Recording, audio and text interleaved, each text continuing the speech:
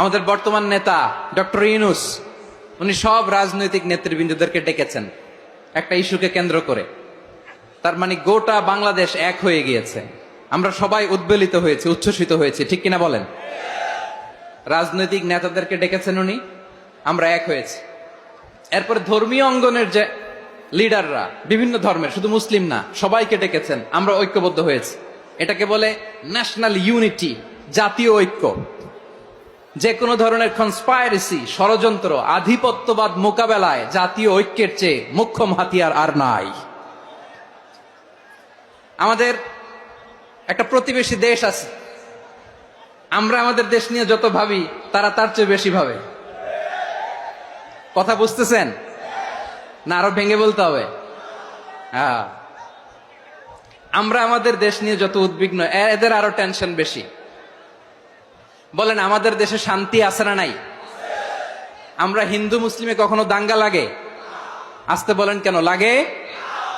ওদের পূজা পার্বণে আমাদের মাদ্রাসার ছেলেরা যে পাহারা দেয়, চিল্লায় বলেন ঠিক কিনা? আমাদের তাফসির মাহফিলের সময় ওরা ডিস্টার্ব করেন, ঢোল বাজায় না। ওদের পূজা পার্বণের সময় আমাদের তাফসির মাহফিলের ডেট হলে আমরা চেঞ্জ করে দেই। সুবহানাল্লাহ, কি সাম্প্রদায়িক সম্প্রীতির রোল মডেল। আর ওই বাংলাদেশের ব্যাপারে তারা অনেক ডিসইনফরমেশন ছড়াচ্ছিল।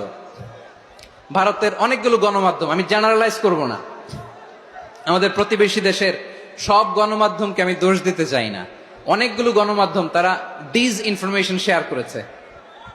ডিসইনফরমেশন আর মিস ইনফরমেশনের পার্থক্য আছে। মিস ইনফরমেশন না জেনে ভুল বুঝে একটা মিথ্যা বা ভুল তথ্য ছড়িয়ে দেয়া, এটার ক্ষমা আছে, এটার কি আছে? আর ডিসইনফরমেশন মানে ইচ্ছা করে, প্ল্যান করে, ম্যাপ করে, ছক এঁকে মিথ্যা, গুজব, রটনা সোশ্যাল মিডিয়ায় ছড়ানো, এটার ক্ষমা আছে? আওয়াজ করে বলেন, ক্ষমা আছে?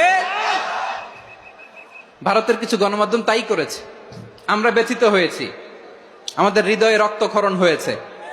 আমাদের প্রতিবেশী দেশকে বলতে চাই, আমাদের দেশ নিয়ে আপনাদের ভাবার দরকার নাই, নিজের চরকায় তেল দেন, নিজের দেশ নিয়ে ভাবেন। গত মাসের ভয়েস অফ আমেরিকার রিপোর্ট, বাংলাদেশে সংখ্যালঘু জনগোষ্ঠী আগের চেয়ে বেশি নিরাপত্তা পাচ্ছে। Report voice of America, Muslim report নাকি? মুসলিম জরিপ, ভয়েস অফ আমেরিকা। কথা বুঝে নাই বোধহয়। ভয়েস অফ আমেরিকা কি আমাদের রিপোর্ট? না, ভয়েস অফ আমেরিকার জরিপ, বাংলাদেশের সংখ্যালঘু জনগোষ্ঠী আগের চেয়ে ভালো নিরাপত্তা পাচ্ছে। শুধু এখানেই শেষ না, মাইক্রোসফটের একটা জরিপ শোনায় আপনাদেরকে। তারা সারা পৃথিবীতে গুজব, ভুয়া আর মিথ্যা নিউজ ছড়ানোতে কোন দেশ সেরা একটা রিপোর্ট করেছে। এর মধ্যে 1 নম্বরে এসেছে ভারতের নাম। মাইক্রোসফট তো মুসলমানরা চালায় না? কথা বোঝে নাই বোধহয়। প্রতিবেশী দেশকে বলবো, আপনারা নিজের চরকায় তেল দেন, আপনারাও শান্তিতে থাকেন, আমাদেরকেও শান্তিতে থাকতে দেন। সব চেঞ্জ করা যায়, প্রতিবেশী চেঞ্জ করা যায় না। আমাদের ল্যান্ড তাদের ল্যান্ড, পাশাপাশি। আমরা চাই তারাও সুখে থাক, আমরাও সুখে থাকি, ঠিক কিনা? কিন্তু প্রতিবেশী হলে বন্ধুত্বপূর্ণ আচরণ করতে হয়। প্রতিবেশী যদি বন্ধু না হয়ে প্রভু হতে চায়, এরকম দানব প্রতিবেশী কেউ চায় না। ভারত যদি বন্ধুত্ব উপহার দেয়, আমরাও বন্ধুত্ব দিব, কি বলেন? তারা যদি বন্ধু সুলভ আচরণ করে, আমরাও বন্ধুত্ব উপহার দেব। কারণ আমাদের পররাষ্ট্র নীতি হচ্ছে সবার সাথে বন্ধুত্ব, কারোর সাথে বৈরিতা নয়। আলহামদুলিল্লাহ বলেন, কত চমৎকার পলিসি আমাদের।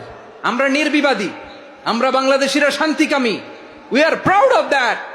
এজন্য আমরা গর্ববোধ করি। আমাদের পররাষ্ট্র নীতি সবার সাথে বন্ধুত্ব, কারোর সাথে শত্রুতা নয়। তাই প্রতিবেশী দেশকে বলবো, আমার ভাইয়েরা, আপনারাও আমাদের ভাই, বন্ধুত্ব দিলে বন্ধুত্ব পাবেন। বন্ধুত্ব ইজ ওয়েলকাম, দাদাগিরি নয়। বন্ধুত্ব ওয়েলকাম, দাদাগিরি নয়, লাউড এন্ড ক্লিয়ার। ভারত যদি বন্ধুত্ব দেখায়, বন্ধুত্ব পাবে। কিন্তু ভারত যদি বাংলাদেশে আধিপত্যবাদ বিস্তার করতে চায়, বাংলাদেশের 18 কোটি জনগণ সেটা রুখে দেবে। ভারত যদি গৌর গোবিন্দের ভূমিকায় নামতে চায়, দেশের 18 কোটি মুসলমান শাহজালালের ভূমিকায় নামবে।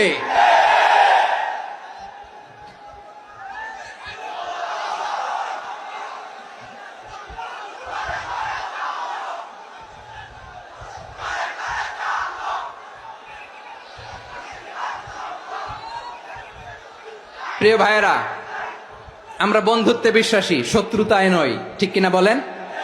আল্লাহ আমাদেরকে বোঝার তৌফিক দান করুক।